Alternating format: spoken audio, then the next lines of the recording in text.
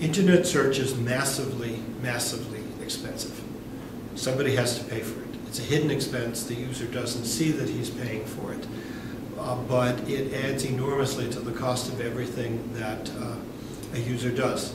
If miraculously Microsoft had been able to put in a $20 a day usage charge for electronic keys, or miraculously a laundry had extorted a $30 a day charge for hotel sheets, users wouldn't see this on their bill. There wouldn't be anything called laundry charge for clean sheets, but users would be paying for it. So that it's massively expensive, and the individual is paying for it. Users may not see this, it's still there. There's a possibility, just because of the massive share of some search engine vendors, for intervention. If there were a presidential candidate of special interest to a dominant search provider, that search provider could slant the news for exactly the same reason and in exactly the same ways that the FCC would never permit for newspaper or television networks.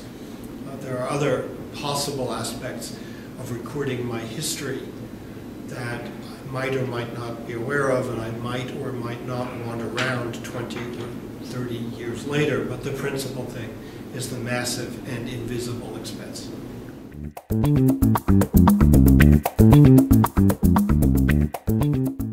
This is not a principal area of mine. The limited amounts of information I have are that, one, individuals have strong feelings but seem to act in ways that are not consistent with those feelings. When I did a survey of Penn undergraduates, they felt very strongly about maintaining their privacy, and yet they willingly used websites like Facebook that compromise vast amounts of their privacy. So my first observation is that people really don't understand the implications of what they're doing. They really don't understand the permanence of what they're doing. They don't understand that forever does indeed mean forever. The other thing is we're permitting certain elements of snooping into our systematic behavior on the part of private companies that we would never tolerate from the government.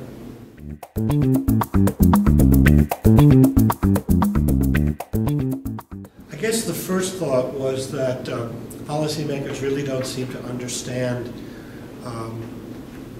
how antitrust applies. They don't really seem to understand that you can have monopoly power without having a monopoly. The idea of a relevant market being internet search, a relevant market being all search, or a relevant market being all advertising or all online advertising. I don't think the courts really understand what a relevant market is yet in this context.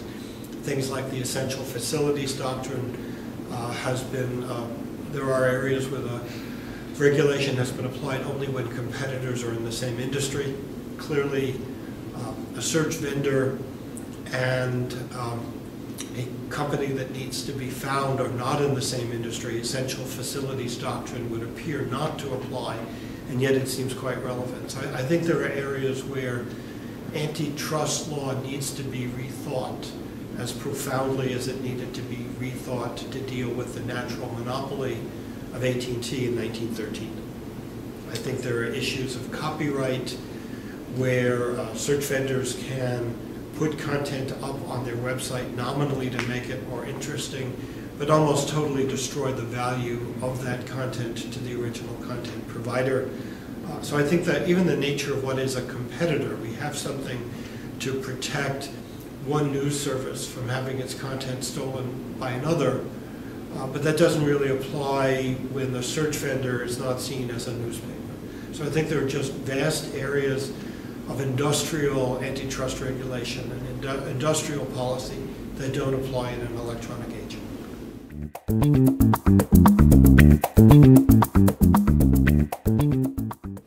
Well, I think the first thing I mentioned is that there's a strong disconnect between what people say matters to them about privacy and the way they expose personal information. I think most users have really no idea how much information on Facebook is generally available. I think most users have no idea that visiting a porn site or visiting a terrorist site, even to disagree with the information, is indeed forever. Years ago, one of my high school classmates subscribed me to a magazine from the People's Republic of China. And I got one issue and I thought it was very funny, just humorously bad. And then when the second issue was supposed to show up, I got a letter from Attorney General Katzenbach explaining to me there was an Attorney General's list of people who chose to receive their subscriptions, and if I signed this card, there would be a record, but I would, because of this record, I would continue to receive seditious material. At the age of 13, that seemed like a really bad thing to sign. I'm sure those lists were on paper and have vanished, but I suspect that any search you do is subpoena-able, and things you do as a joke, like sexting, are with you forever. I think most young users have no idea what's kept or how long it will be there.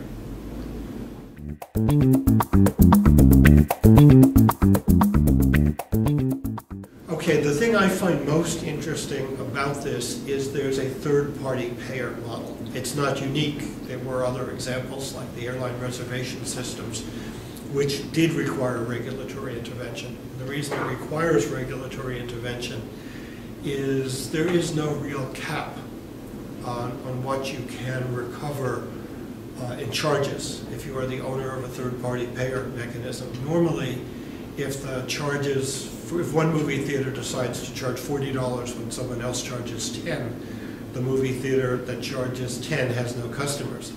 At this point, if the user, the searcher, isn't paying the cost of search, the price of search in no way diminishes the attractiveness of that search engine to the user. I mean, Hal has gone on record on YouTube, Hal Varian, Google's chief economist, has gone on record saying no search engine provider, no Bing, no Yahoo, no Google sets the price of terms. They're set in an auction, and therefore they can't possibly be extortionary. And furthermore, there are multiple vendors. They're only one click away. Those are all partly true. The closest analogy I can think of is an unpleasant one. But if you're on the Lusitania, you're on the Titanic, and somebody is auctioning off life jackets, and he doesn't tell you how many he has, the price that he gets for the first one is essentially however much money Astor has with him, or however much money Widener has with him, and then the second, and then the third. Now, you can quality adjust them and give guys humanitarian discounts, but basically the fact that something is set in an auction in no way suggests an absence of monopoly power. And the fact that there is another ship with a supply of life jackets merely 25 miles away in no way, again, diminishes the parallel monopoly power of this auction here. So I think the massive amounts of money earned by search engine vendors, the massive profit margins, and the role of the third-party payer in a parallel monopoly is really the most important takeaway.